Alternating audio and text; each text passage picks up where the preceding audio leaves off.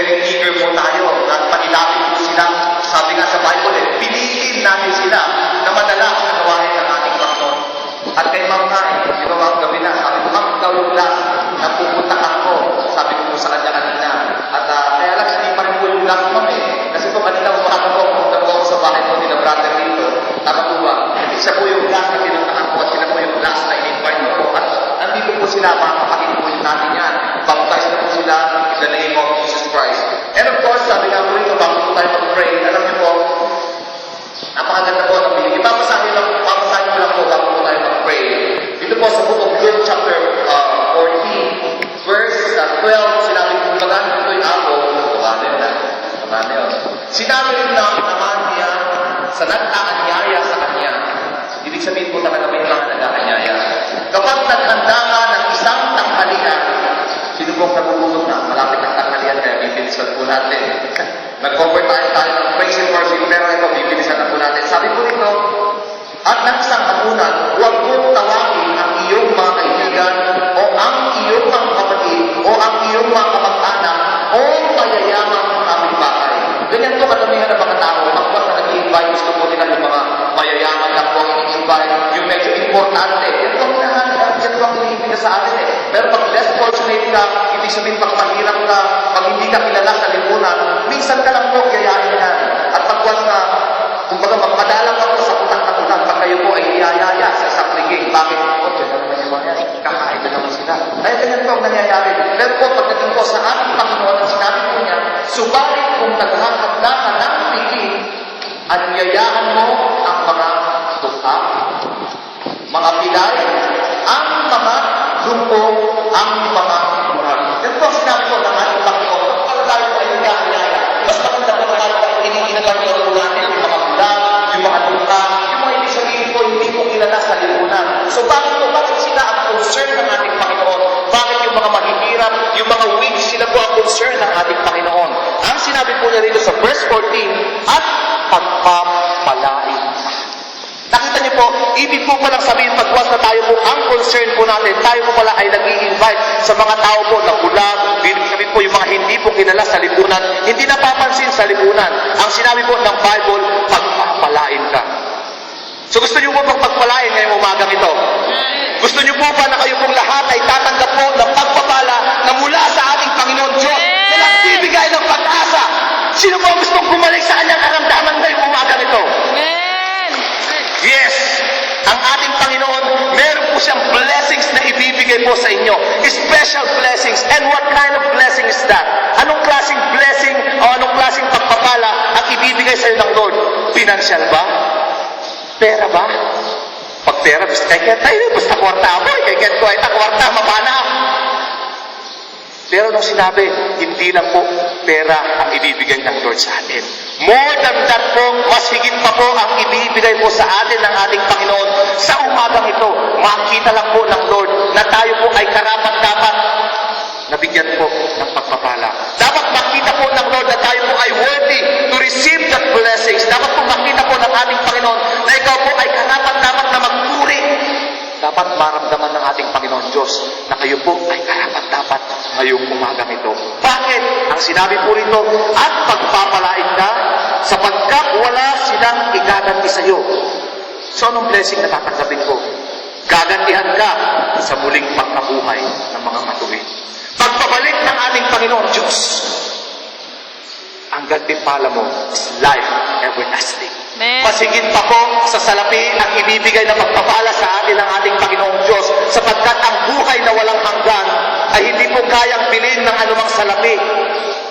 Hindi po pwedeng hingin at makapagbibigay lang po niyan. Yang pagpapalang yan ay ang ating Panginoong Diyos.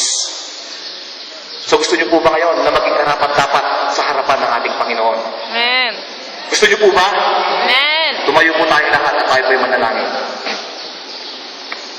Yes, Lord, we give you glory, Lord. We give you the highest praise.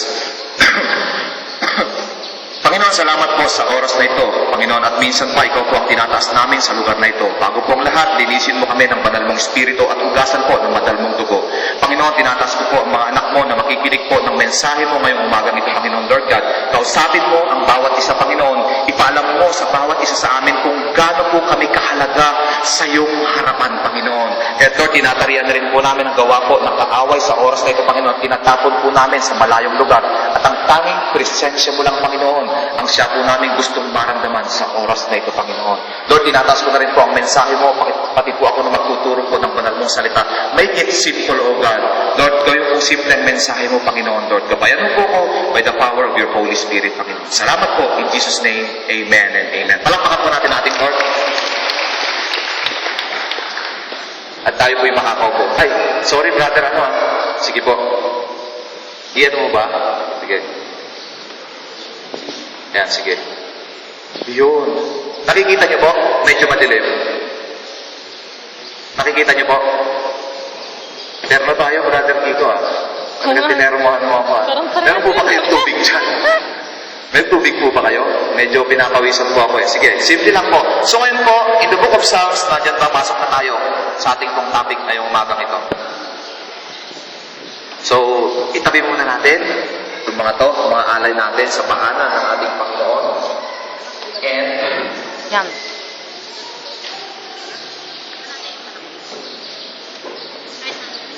salamat po pala sa mga makakalimutan ko. Salamat po sa mga nagpaulak sa ating Panginoon Diyos. Hindi po ako pinaulakan ninyo ang ating Panginoon Diyos po. So ngayon po, in the book of Psalms 18 verse 3, o sa Salmo po sa Tagalog, ang sinabi po dito, I will call upon the Lord. Sino pa tumatawag sa ating Panginoon Diyos? Wala po ba tumatawag sa ating Panginoon? Sino pa tumatawag sa ating Panginoon Diyos? Dahil po tayo, marunong po tayo tumawag sa ating Panginoon Diyos. Bakit? I will call upon the Lord. Bakit? Because our Lord is worthy. So dapat po yung dapat na po ang kinakailangan tawagan mo. At ang ating Panginoon Diyos, siya lang po ang dapat na tawagin ang nag-iisang bukod na sa lahat. I will call upon the Lord who is worthy, to be praised. Ang ating Panginoon Diyos ay dapat na purihin at pasalamatan. Kaya nga po ngayong araw na ito, today is our anniversary. Nagpapasalamat po tayo. Ibinabalik po natin yung 2 taon na pagpapala sa ating Panginoon Diyos. So shall I receive. So ibig sabihin po pala tayo ay marunong tumawag sa ating Panginoon Diyos. Tayo ay marunong pagpuri sa ating Panginoon Diyos. Ano po pala? Kalaki po pala yung salitang salvation. At ang mga tao kong niligtas ng ating Panginoon, ang mga tao na na-save, na nag-honor in the name of Jesus Christ, sila po yung mga tao na marunong pong magpuri at magpasalamat. Ang tao na tumanggap ng blessings, ang tao na tumanggap ng pagpapala, ang tao na tumanggap po ng salvation, ay marunong pong magpuri at magpasalamat sa ating Panginoon. Because He is the only God. Siya lang po ang dapat na purihin at pasalamatan. Amen po ba? Siya po ay karapat-dapat. Andiyan pa po yung mga niligtas na ating Panginoon. Amen. So shall I receive. So salvation po, isa po pala sa way is to praise Him and thank the Lord. Sige, pasok. So yun, may mga question po dito hindi ko na nasabi. The question is, am I worthy, Lord? Worthy ba ako? Karapat-dapat ba ako na purihin ka? Karapat-dapat ba ako na pasalamatan ka? Lord, malagpas lang ka. Karapat-dapat na purihin ka. Lord, chismoso ka. Karapat-dapat na purihin ka. Lord, lasinggero ka. Tagalog-piso ka. Karapat-dapat kaya ako na purihin ka. Lord, ang dami ng chikboy ako, Lord. Karapat-dapat kaya ako, Lord, na purihin ka. Pagiging karapat-dapat kaya ako na yung araw na ito. Lord, marami ako kulang sa iyo. Lord, ang dami kong kahilangan sa iyo. Karapat-dapat kaya ako sa araw na ito. Well, sa Bible, sinabi ko, uulitin ko, naituro ko na po ito. Moses was a complainer. Si Moses po, na nasa Bible, mahilig pang-complain. Andiyan pa kayo mga Christians na mahilig pang-complain. Hawak si David. Hawak ko ang ano. Bubong ko na. Saluyok ko na. Asin pa na. Hawak na. Andiyan pa kayo? Sino po yung ganyan?